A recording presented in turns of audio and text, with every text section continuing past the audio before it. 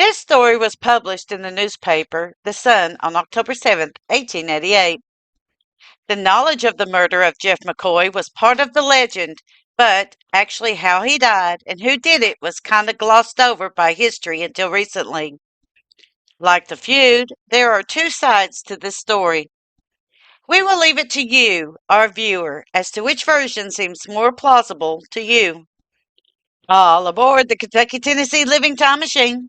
Please fasten your seatbelts and keep your arms and legs inside of the vehicle at all times. But to get going, we need your help. We still need to fire up that time machine to transport us. Please help us by clicking on the like, subscribe, and bell notification buttons down below. Not only does this fire up the time machine for our flight back in time, but it convinces the YouTube algorithm that we need a bigger vehicle to reach more people who love history as much as you do. Now, back to our story. The reading of the Sun newspaper. Quote, Chapter 6, Jeff McCoy's Murdered. There are two stories of the murder that followed this assault. The McCoys tell this. Mrs. Daniels was the sister of Jeff McCoy, who was a cousin of Randolph's boys. Sometime after Mrs. Daniels had been beaten, bad aunts met Jeff McCoy in the road and greeted him in a friendly way. Jeff had never taken any part in the feud and had always been well treated by both sides.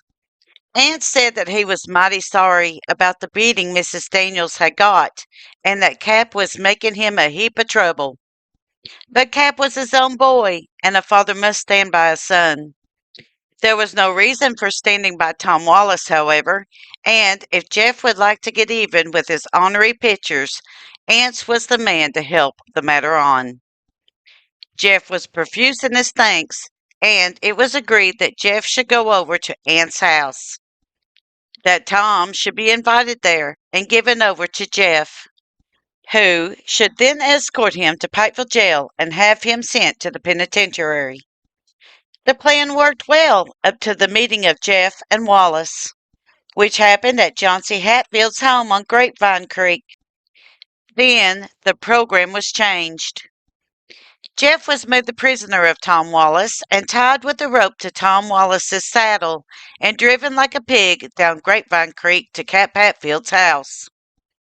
It is said that Cap nearly laughed himself sick when he saw Jeff driven into his yard and learned how neatly the old man had worked on the unsophisticated mind of McCoy.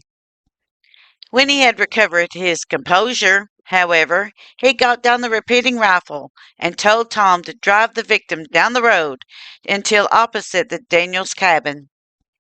There they would kill him in sight of his sister. Cap lived at the mouth of Grapevine Creek on the bank of Tug River. 1 mile below the mouth of Thacker Creek lived Shang Bill Farrell. At Shang's house, the two men, with their prisoner, stopped in order that Cap might get a drink. Jeff saw a chance to slip the rope from the horn of Tom's saddle, and did so, and in a moment had jumped the low fence around Shang's yard and plunged headlong from an 8-foot bank into the river. He escaped to the Kentucky shore with only a flesh wound in his left arm. But once on shore, he lost his head. First, he sought refuge behind a bush that could scarce have sheltered a rabbit. Then he fled when that grew too hot, up the bare mountainside, straight away from the enemy, when he might have run down the river and in 6 jumps gained a big oak and plenty of big beech trees. He had crossed nearly half an open space, however, when a ball from Cap's gun killed him. According to the Hatfields, Jeff had stabbed a neighbor and fled to Virginia for harbor. Ance and Johnsy agreed to take him in, but Cap opposed it. Jeff was at Johnsy's house 3 weeks, Johnsy having married Jeff's sister. Then Jeff went down to Cap's house and got into a quarrel with Tom Wallace, whom he met there and shot Tom, inflicting a slight wound. Cap then arrested Jeff and was taking him into a justice when he escaped. Unquote. Was Lewis Jefferson Jeff McCoy enticed to his doom, or did he have a warrant for his arrest? In next week's video, we will look at the facts of the case and see if we can discern what happened. There is a warrant, but who is it really for and why? And will Tom Wallace and Cap Hatfield pay for the crime and murder of Jeff McCoy? Thank you. Kentucky Tennessee Living would like to thank you for watching our video series on the myths and truths of the Hatfield and McCoy feud. Don't forget to hit that like button, as the more likes we receive, the more likely YouTube is to suggest our videos to other viewers. Also, to receive notice when we upload a new video, be sure to subscribe and click the bell notification button. Please be sure to double check that you are subscribed, as some of our viewers are finding that they are no longer subscribed to our channel. We thank you for continuing to support Kentucky Tennessee Living as we are discovering the mysteries in Appalachian history.